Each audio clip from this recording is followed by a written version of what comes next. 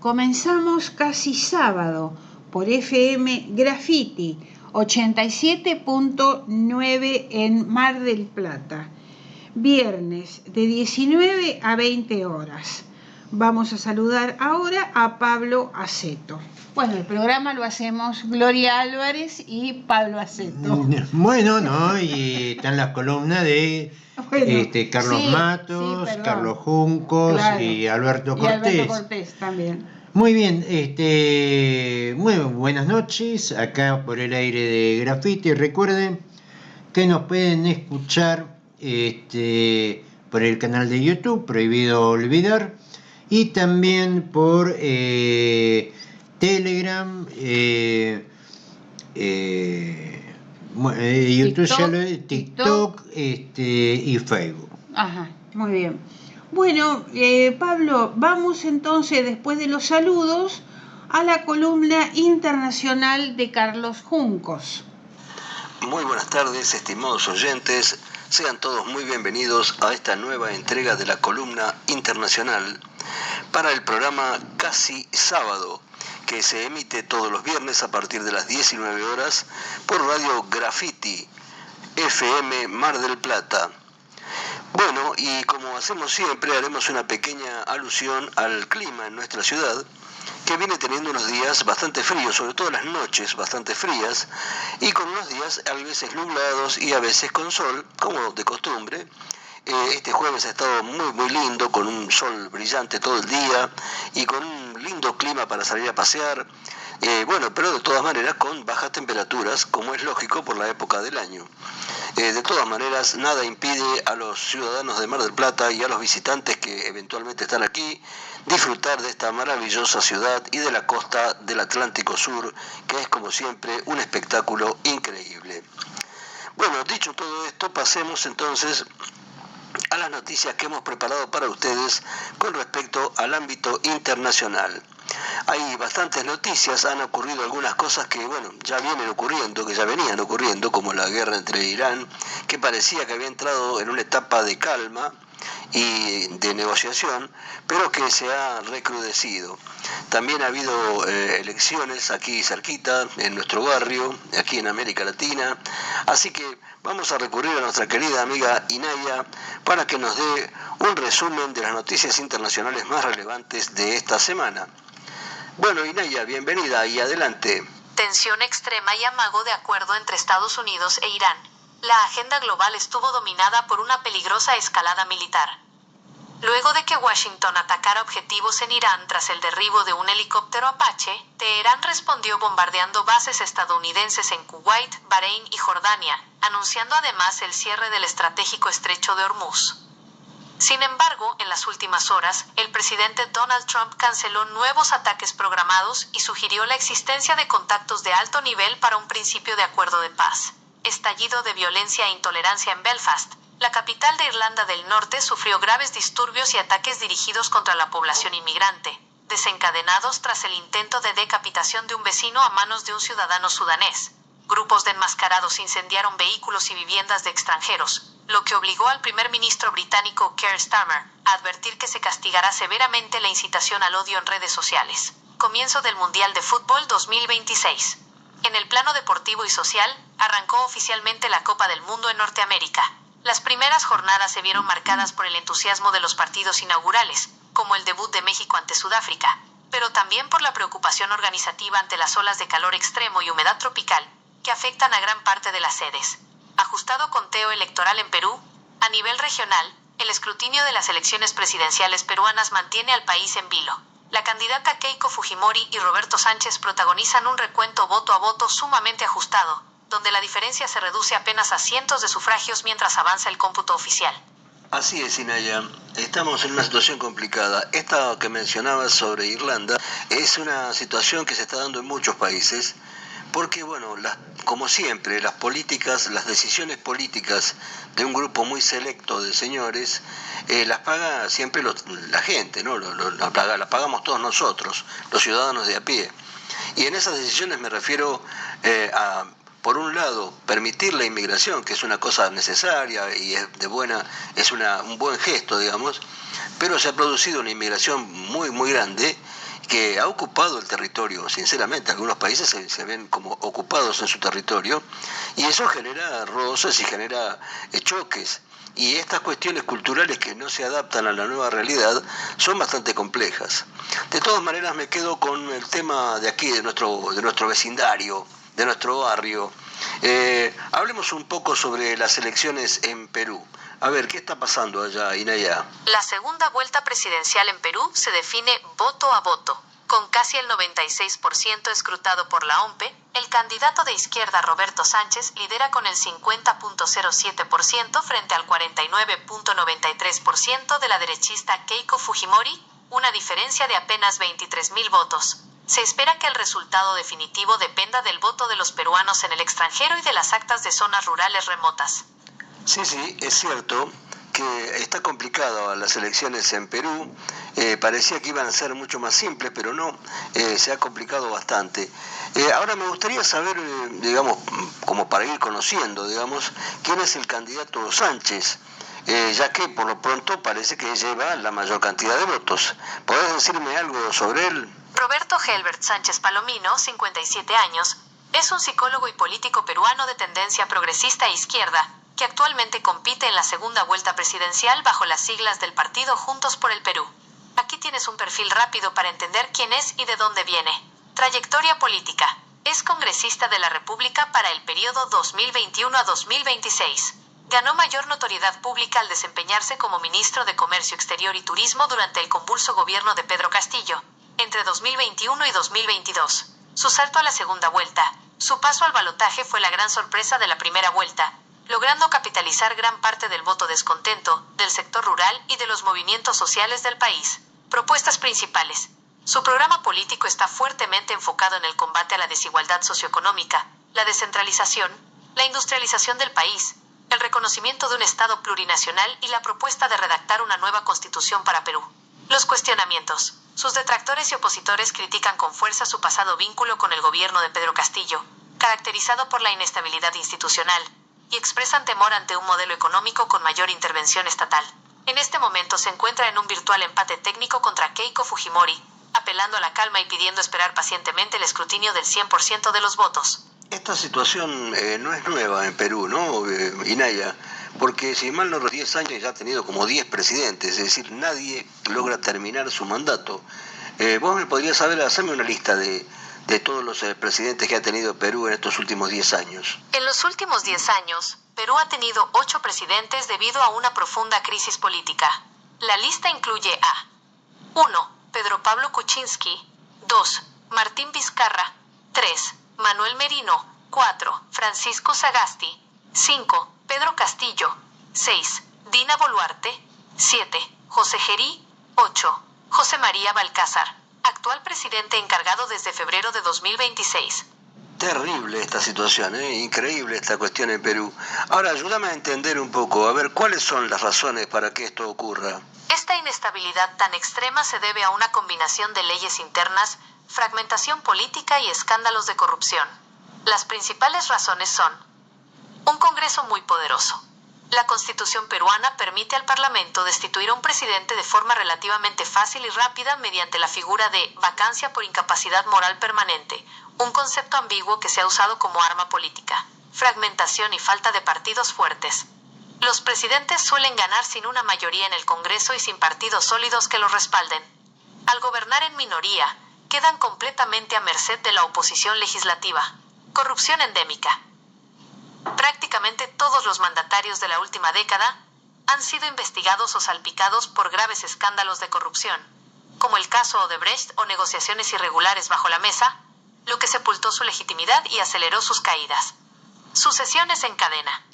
Cuando el Congreso destituye a un mandatario o el sucesor constitucional también cae, como ocurrió recientemente con Dina Boluarte y José Gerí, el cargo lo asume temporalmente el presidente del Congreso de turno, multiplicando el número de gobernantes en muy poco tiempo. Bueno, siguiendo con la misma lógica, en realidad esta nueva elección, donde ambos candidatos están bien así, el 50% de los votos, realmente no es alentadora, digamos, y sobre todo con este panorama que ya tenemos, ¿no?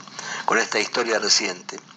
Bueno, dejemos a los queridos compañeros amigos de Perú y veamos qué está pasando en un país vecino también, en Bolivia, que viene muy complicado.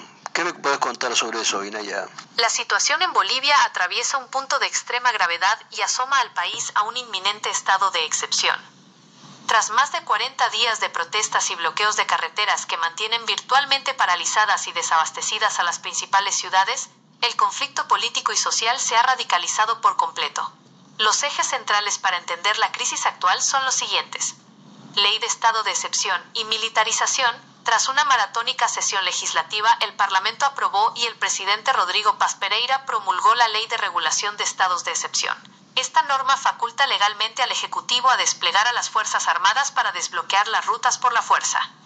El mandatario justificó la medida asegurando que los días de los sectores violentos y narcoterroristas están contados. Bloqueos y asfixia económica. Se registran cerca de 90 puntos de bloqueo activos en 6 departamentos del país, impulsados por una coalición de campesinos, mineros, transportistas y sectores afines al exmandatario Evo Morales. La protesta comenzó originalmente en rechazo a la Ley 1720, por demandas salariales y ante una severa crisis de combustibles, pero ha escalado hasta exigir directamente la renuncia del presidente Paz.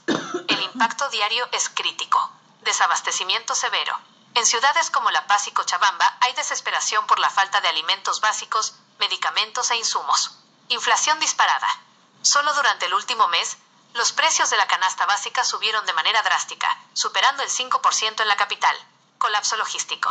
Se reportan miles de transportistas varados en las rutas, sin acceso a servicios básicos. Escalada de violencia y detenciones. Los enfrentamientos entre manifestantes y las fuerzas del orden civil han dejado decenas de heridos y cientos de detenidos. El foco de mayor tensión reciente se vivió en el municipio de San Julián Coas, donde un operativo de despeje derivó en fuertes disturbios, policías heridos por armas de fuego y la quema de un puesto policial.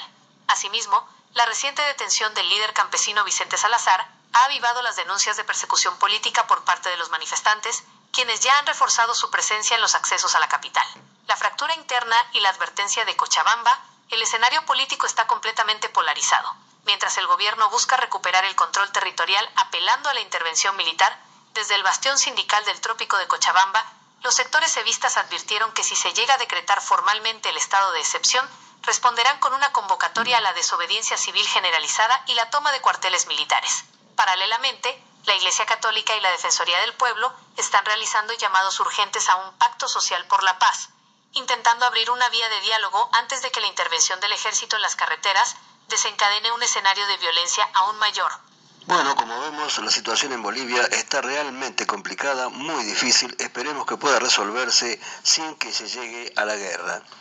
Bueno, como siempre se nos ha agotado el tiempo, así que nada más que desearles un excelente fin de semana y nos encontraremos en el próximo programa.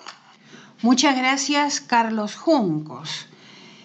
El gobierno espera que la selección llegue a las semifinales para desviar el foco de Adorni.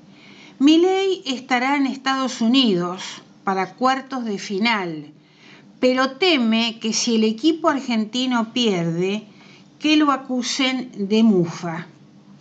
En el gobierno de Javier Milei esperan en que la selección argentina llegue al menos a las semifinales de la Copa del Mundo, que arranca este jueves. Entienden que eso será clave para ganar tiempo en medio del ajuste y el escándalo de Adorni. Los libertarios están convencidos que si la selección de Lionel Messi queda afuera antes de la semifinal, habrá un impacto directo en el mal humor social. Las semis se jugarán a mediados de julio y en La Rosada entienden que una buena performance del equipo les servirá para ganar tiempo a la espera de mejoras en la economía doméstica. El presidente estaba interesado en estar presente en un partido de la selección, pero como Argentina es un país de cábalas, desistió de esa idea ante la posibilidad que el equipo termine perdiendo. Se sabe que va a estar en Estados Unidos para el 4 de julio. El presidente retoma el 30 de junio la agenda internacional con la participación de una nueva cumbre del Mercosur en Asunción para emprender su viaje número 18 a los Estados Unidos para acompañar a Donald Trump en la ceremonia por un nuevo aniversario del Día de la Independencia norteamericana. El arribo de Milei a Estados Unidos coincidirá con la etapa de cuartos de final de la Copa del Mundo. Son partidos de eliminación simple. El que pierde queda fuera y el presidente libertario no quiere exponerse a eso. Los libertarios cuentan los días para que pase 2026 y entrar en el año electoral. Entre internas furiosas, escándalos de ministros de primera línea y una economía local que se deteriora cada vez más, la prioridad está en cerrar el año actual. Sí, a ver, ganó el Mundial la Argentina y eso nos favoreció a Alberto Fernández.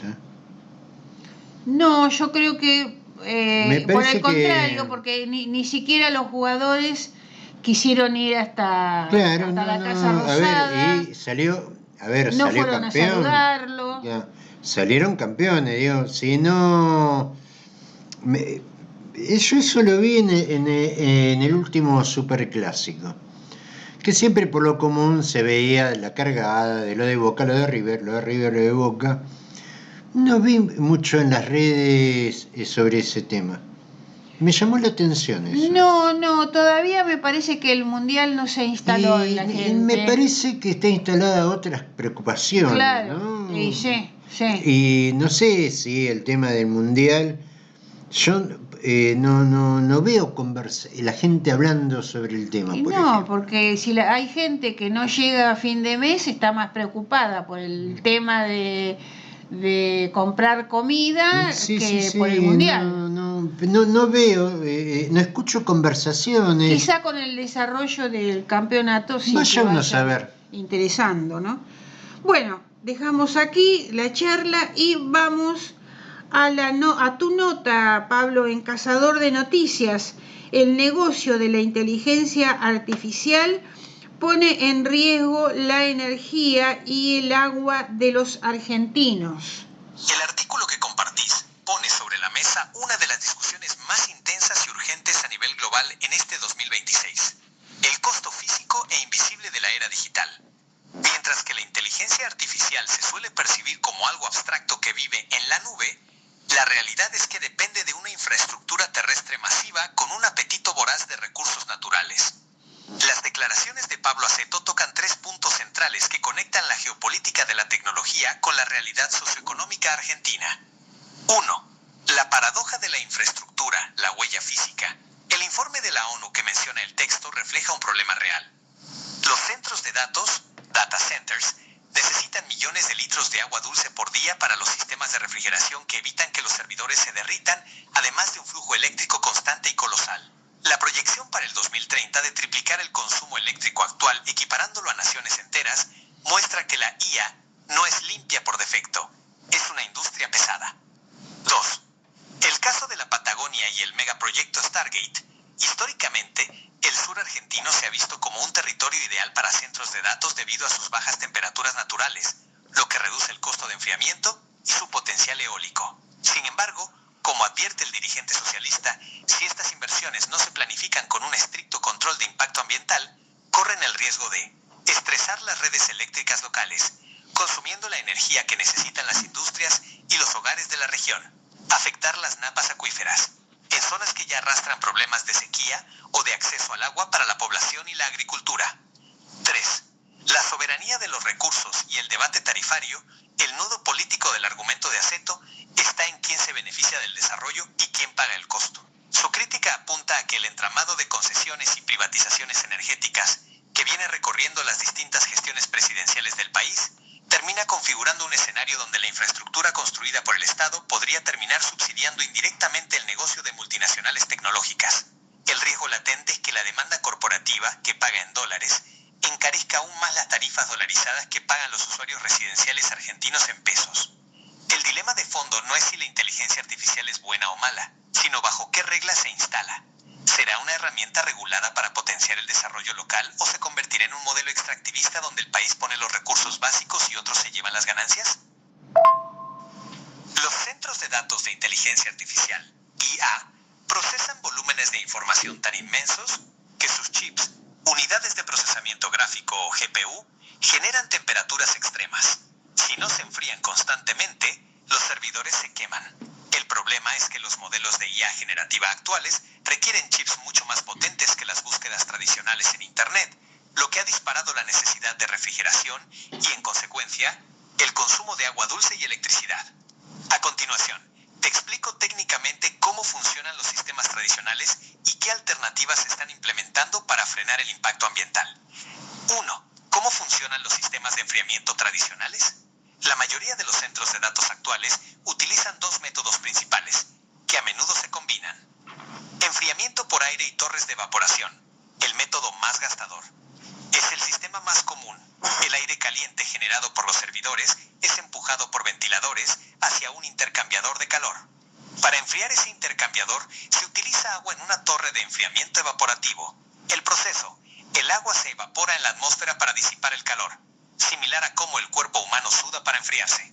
El problema del agua: este método consume millones de litros de agua dulce porque el agua evaporada se pierde por completo y debe reponerse constantemente para evitar que los minerales concentrados oxiden las tuberías. Enfriamiento líquido de expansión directa, chillers. En lugar de aire, se hace circular agua fría a través de tuberías que pasan muy cerca de los componentes del servidor. El agua absorbe el calor. Viaja hacia una planta enfriadora, chiller, externa, donde se enfría mediante un ciclo de refrigeración por compresión, como una heladera gigante, y vuelve a entrar. Aunque es un circuito cerrado, los chillers consumen una cantidad descomunal de energía eléctrica. 2. Alternativas para reducir el consumo de agua dulce. Ante la presión ambiental y la escasez de recursos, la industria tecnológica está obligada a migrar hacia tecnologías de consumo cero de agua o al uso de fuentes alternativas. A. Enfriamiento por inmersión líquida, Liquid Immersion Cooling. Es la tecnología más eficiente y disruptiva para la IA de alta densidad. En lugar de usar aire o tuberías, los servidores se sumergen por completo en un tanque lleno de un líquido dieléctrico, un fluido que no conduce la electricidad, como aceites sintéticos especiales. ¿Cómo funciona? El líquido absorbe el calor directamente de los chips de manera mucho más eficiente que el aire o el agua. Luego, ese líquido caliente se bombea hacia un intercambiador de calor externo que se enfría con aire ambiental, sin evaporar una sola gota de agua. B. Enfriamiento por aire directo o free cooling, el modelo patagónico. Consiste en aprovechar las condiciones climáticas del exterior para enfriar los servidores, algo ideal para zonas frías como la Patagonia. ¿Cómo funciona? Se filtra el aire frío del exterior y se introduce directamente a las salas de servidores. Si la temperatura exterior es lo suficientemente baja, por debajo de los 15 grados Celsius o 20 grados Celsius la mayor parte del año, los sistemas de evaporación de agua y los chillers eléctricos se apagan casi por completo, reduciendo el consumo hídrico a cero durante esos periodos. C. Uso de agua no potable, aguas grises o tratadas. Para los centros de datos que no pueden prescindir de las torres de evaporación, la alternativa es dejar de usar agua potable de red o de napas subterráneas. ¿Cómo funciona? Se firman convenios con plantas de tratamiento locales para utilizar aguas grises residuales, industriales o cloacales tratadas, o incluso agua de mar desalinizada para los procesos de enfriamiento, protegiendo así los acuíferos que abastecen a la población. D. Sistemas de lazo cerrado seco, dry cooling. Son radiadores gigantes, similares a los de un auto, que utilizan aire exterior para enfriar el agua que circula en un circuito 100% cerrado. Ventaja: el agua nunca entra en contacto con el aire, por lo que no hay evaporación ni pérdida. Desventaja: son menos eficientes cuando la temperatura exterior es muy alta, lo que obliga a los centros de datos a ubicarse exclusivamente en zonas de clima templado o frío. El desafío para proyectos como los que mencionaba Aceto es que el enfriamiento por aire directo, aprovechando el viento y el frío patagónico, es una solución excelente para el ahorro energético. Pero si los picos de calor veraniegos o la alta densidad de los chips de IA obligan a usar sistemas evaporativos de respaldo, el impacto sobre las napas locales de zonas áridas puede ser irreversible si no se regula estrictamente desde el primer día. Preocupación en UTGRA, Unión de Trabajadores de la Hotelería y la Gastronomía de la República Argentina. Aseguran que cerraron 40 locales gastronómicos y hoteles en apenas 2 meses. Desde el gremio advirtieron que la crisis golpea con fuerza al turismo, la gastronomía y la hotelería. La conducción del UTGRA Mar del Plata manifestó su preocupación por la situación que atraviesan los sectores gastronómico y hotelero y aseguró que en los últimos 60 días cerraron alrededor de 40 establecimientos, una situación que ya habría dejado a más de 400 trabajadores sin empleo. El secretario general del gremio, Pablo Santín, señaló que la problemática profundiza como consecuencia de la caída del turismo y del consumo y advirtió que no se observan señales de recuperación a corto plazo. La situación es realmente muy preocupante. Detrás de cada persiana que se baja, hay familias que pierden su fuente de ingresos y trabajadores que quedan en la calle. Desde la organización remarcaron que la actividad turística no logró recuperarse tras una temporada de verano considerada regular y que los últimos fines de semana largos tampoco generaron el movimiento esperado. Según detallaron, durante los periodos de marzo, abril y mayo, la ocupación hotelera se ubicó entre el 45 y el 50%, porcentajes inferiores a los registrados históricamente en la ciudad para esas fechas.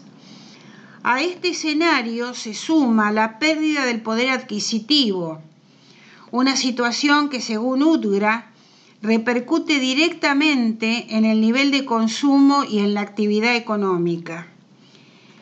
Entre los establecimientos que cerraron figuran Casa Rosa, La Bicicleta, Bronte, De Bock Burger, Lima Linda, La Rural, Humo Patio de Carnes, El Bodegón del Pela, Brooklyn, Siracusa, Nina Café, Hielo y Pizza, Bonsai, Comic y las 3 sucursales de Adorado, entre otros comercios gastronómicos.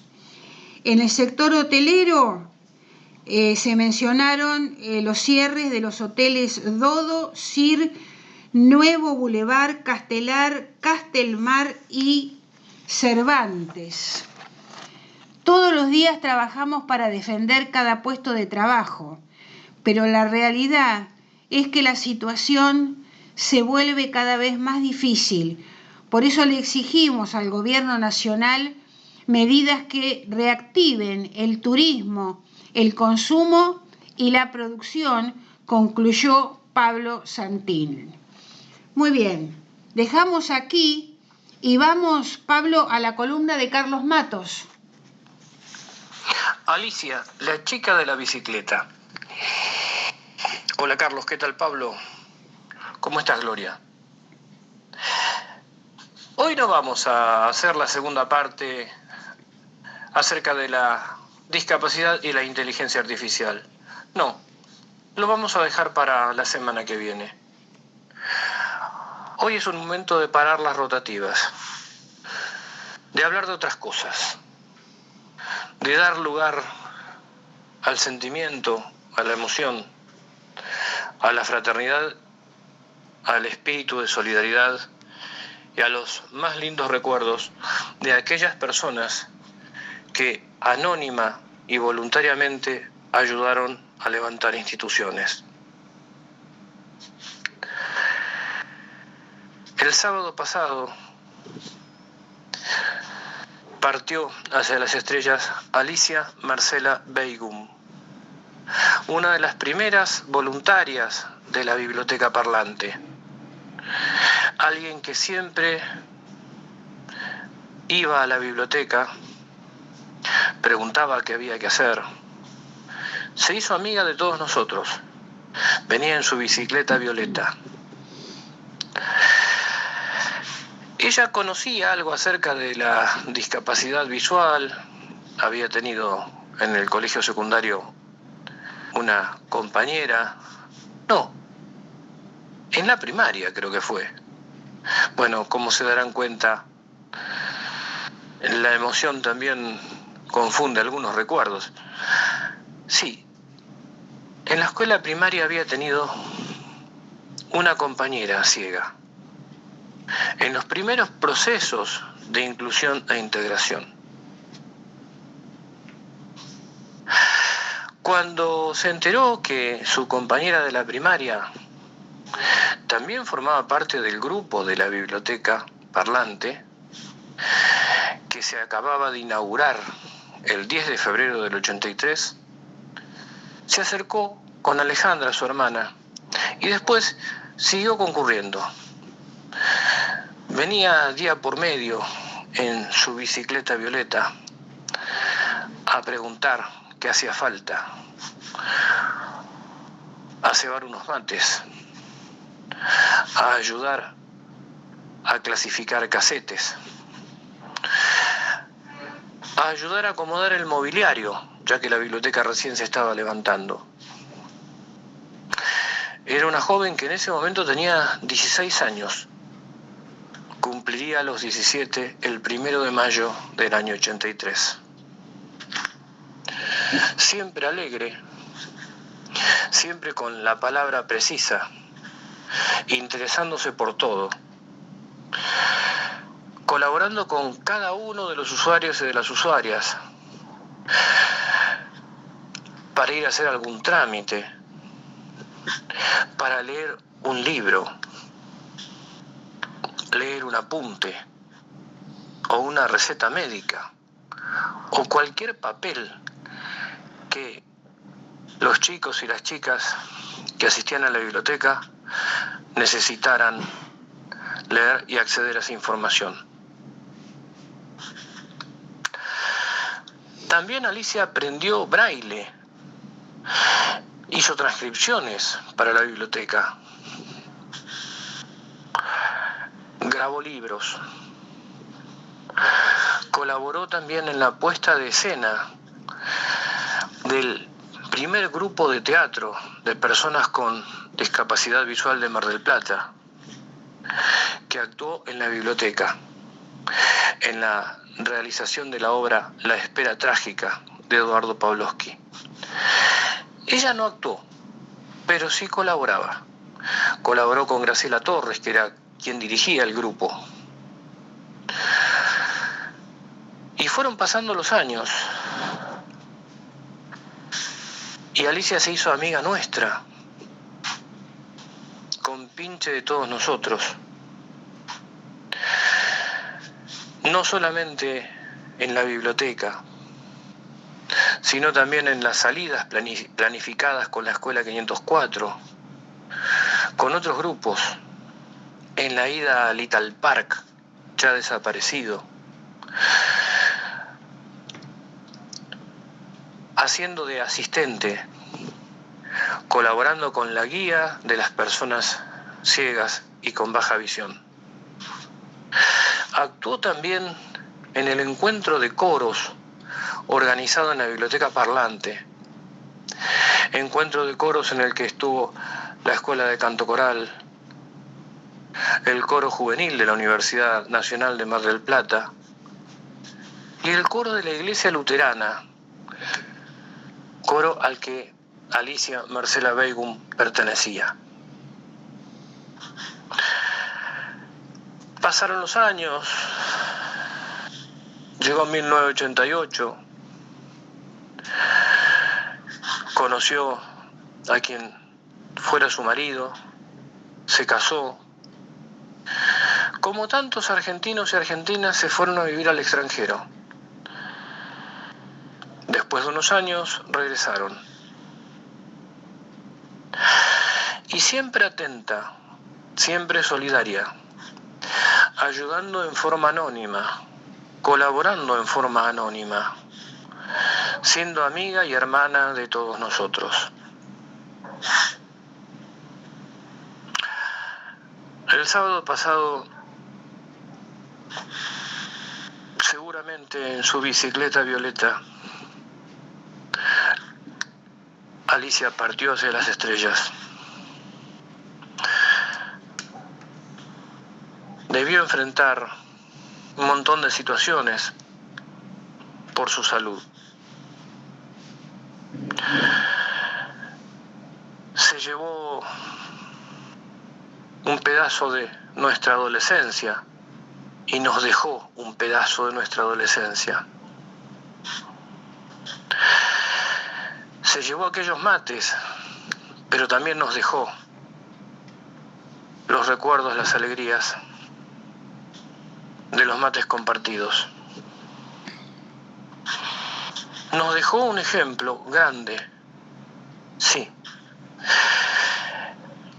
El ejemplo de las personas que trabajan por los demás sin hacer bambolla, sin hacer cáscara, sin jactarse de nada. Nos dejó el recuerdo de alguien que supo vivir con grandeza. Estás en nuestro corazón, Alicia Marcela Begum, en el corazón de todas las personas que construimos la biblioteca parlante, que pasamos por la biblioteca parlante, que formamos parte de Humasdeca. Como escribimos el domingo pasado, Alicia, querida hermana, que tu nombre tenga eterna memoria. Nos encontramos el viernes próximo. Muchas gracias, Carlos Matos. Solicitan al municipio la entrega de documentación clave sobre el contrato con la firma Minela Stadium S.A. La Asociación Civil Mirada Ciudadana formalizó un pedido de informes ante la Municipalidad de General Pueyrredón para conocer a fondo las condiciones de la concesión del Estadio José María Minela, el Polideportivo Islas Malvinas y el resto de los escenarios del Parque Municipal de los Deportes. El requerimiento apunta directamente a la gestión de la empresa Minela Stadium S.A., actual administradora del complejo. La solicitud se ampara en la ordenanza 13.712 de acceso a la información pública. Esta normativa local es clave ya que obliga al Ejecutivo Municipal a brindar una respuesta formal en un plazo perentorio de 10 días hábiles. La presentación de la ONG abarca aspectos que van desde lo contractual hasta el origen de los fondos de la firma privada. Entre los principales requerimientos se destacan el contrato y las obras. Exigen una copia certificada del acuerdo entre el municipio y la empresa, junto con el plan definitivo de obras y el detalle de las inversiones edilicias que se ejecutaron hasta la fecha. La lupa sobre las finanzas. La entidad solicitó precisiones sobre el pago del canon acordado, la composición accionaria de Minela Stadium S.A. y las declaraciones juradas que acrediten el origen de los fondos, incluyendo si los responsables revisten la condición de personas expuestas políticamente. Pliegos y permisos buscan constatar el nivel de cumplimiento de las obligaciones del pliego de bases y condiciones, así como las autorizaciones correspondientes para las actividades desarrolladas en el predio.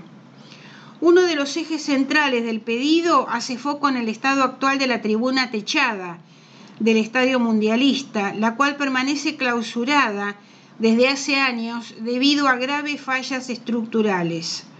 Mirada Ciudadana solicitó el listado completo de los eventos realizados desde que la empresa tomó posesión de las instalaciones y requirió verificar si se está cumpliendo con la ordenanza vigente que garantiza el uso de los espacios para los clubes marplatenses que disputan torneos y competencias a nivel nacional. A partir de esta presentación, el reloj empezó a correr para la administración municipal, que deberá responder a cada uno de los puntos dentro del límite que fija la ley. Muy bien, dejamos aquí y vamos ahora a escuchar la columna de Alberto Cortés. Ennio Brzezinski, el notorio asesor de seguridad nacional de los Estados Unidos en los 90, tras la disolución de la URSS y habiendo devenido Estados Unidos en la única superpotencia mundial, retomó la idea del británico Mackinder, quien en 1905 afirmó que Eurasia era la clave del control del mundo. La historia humana anterior había visto imperios dominando enormes áreas, Roma con todas las costas del Mediterráneo, el imperio mogol de Genghis Khan más que quintuplicando el romano, etc. Pero ninguno anteriormente con dominio de casi todo el planeta. Brzezinski señalaba en su libro, El Gran Tablero Mundial, que la supremacía de Washington dependía de su capacidad para evitar que un único rival domine Eurasia. El escenario más peligroso para Estados Unidos sería una alianza euroasiática donde Rusia aportara territorio, China potencia económica e Irán el control energético y de rutas. Para sostener la hegemonía mundial de Estados Unidos, debían mantener a Europa, Unión Europea y OTAN mediante, como socio dependiente y cabeza de puente para proyectar influencia expandiéndose hacia el este, apoyar la independencia de los países de Asia Central, evitando que Rusia reconstruyera el espacio soviético y mantener fuerte influencia en la periferia oriental, aliándose con Japón y Corea del Sur. Las administraciones norteamericanas desde entonces se han guiado a trazo grueso por esas premisas, violando la promesa hecha a Rusia cuando ésta aceptó la unificación alemana dentro de la OTAN, de que esa alianza militar no se expandiría ni una pulgada hacia el este. 16 países se han sumado a ella, quebrando esa promesa verbal. La complementación económica de Rusia con Europa, en especial con Alemania, era muy importante hasta 2022, ya que la primera proveía energía barata, principalmente gas, a la potente industria alemana y Rusia era un mercado significativo para esa misma industria, habiendo sufrido el país una cierta desindustrialización y reprimarización de la economía, en especial bajo el mandato de Yeltsin, cosa que comenzó a revertirse desde el 2000 con el ascenso de Putin. Esa complementariedad ruso-europea era mal vista desde Washington, tanto por la histórica necesidad de mantener dividida a Eurasia, como por el interés propio de vender a Europa los crecientes saldos exportables de gas licuado, provenientes del gran crecimiento de la producción estadounidense de gas y petróleo a partir del fracking, en especial desde 2005. Buena parte de ese gas llegaba por gasoductos que pasaban por Ucrania, que cobraba por ello peajes. Pero la construcción de los gasoductos submarinos por el mar Báltico, entre Rusia y Alemania, Nord Stream 1 y 2, provocó la furiosa reacción de las administraciones Trump 1 y Biden, que llegaron a sancionar a las empresas europeas que intervenían en flagrante pisoteo de la soberanía de sus países. Con el comienzo de la guerra en Ucrania, país que también se había opuesto, el gobierno alemán paralizó las obras, el gasoducto 1 funcionando y el 2 listo para empezar a bombear. Luego, manos anónimas volaron en el fondo del mar ambos gasoductos. Muy pocos estados en el mundo tienen la capacidad de ejecutar un acto de terrorismo así, Estados Unidos a la cabeza. Los países en cuyas zonas económicas exclusivas del mar se produjo el sabotaje, se negaron a permitir que Rusia tuviera acceso a la investigación. En Ucrania, país de estrechos y muy viejos vínculos con Rusia, en el cual buena parte de la población habla ruso y no ucraniano, y otras partes húngaro y otras lenguas, los Estados Unidos impulsaron en 2014 el golpe de Estado llamado Maidán, como lo muestran ostensibles actitudes, declaraciones y audios de la subsecretaria de Estado Victoria Nuland, estableciendo un gobierno que comenzó la persecución de la importante minoría rusa y generando una guerra civil con 14.000 muertos, principalmente de esa minoría. Se firmaron los acuerdos de Minsk I y II para detenerla, pero nunca fueron respetados por Kiev. Angela Merkel dijo mucho después que eran solo para dar tiempo a Ucrania a armarse. Lo que, sumada a las intenciones de incorporar ese país a la OTAN, terminaron provocando la intervención de Rusia a favor de esas minorías que ya habían determinado secesionarse. La Unión Europea cerró filas en torno a Kiev, a la que sostienen con armamento, y se propagó una rusofobia que alimenta el temor de que Rusia pretenda atacar y anexionarse otras zonas de Europa, comparándolo con Hitler. Hay que recordar que Rusia es el país más extenso del mundo, con enormes riquezas naturales y relativamente poca población. La Alemania nazi, en cambio, era un país pequeño y superpoblado que pretendía expandirse hacia el este, entregando a colonos alemanes tierras robadas a Rusia y otros países de Europa Oriental, donde los eslavos sobrevivientes serían sus sirvientes. No se ve, en este caso, cuál sería el negocio ruso en semejante anexión de países europeos. En Europa se han prohibido las emisoras y medios rusos. Recientemente, Ucrania atacó por la noche con drones una residencia estudiantil rusa, lejos de cualquier posible blanco militar, asesinando a 21 estudiantes, además del doble de heridos. Rusia invitó al lugar a los medios internacionales para constatar in situ. La BBC se negó a ir. CNN alegó que estaba de vacaciones. La verdad, con todas sus partes, no está entre sus prioridades. Aunque los países europeos se abroquelaron en contra de Rusia y a favor de Ucrania, diversos hechos resienten ese apoyo. Zelensky acaba de repatriar con honores los restos de Andriy Melnik, un colaboracionista nazi responsable del asesinato de unos 100.000 polacos. Las relaciones con Varsovia se deterioraron notablemente.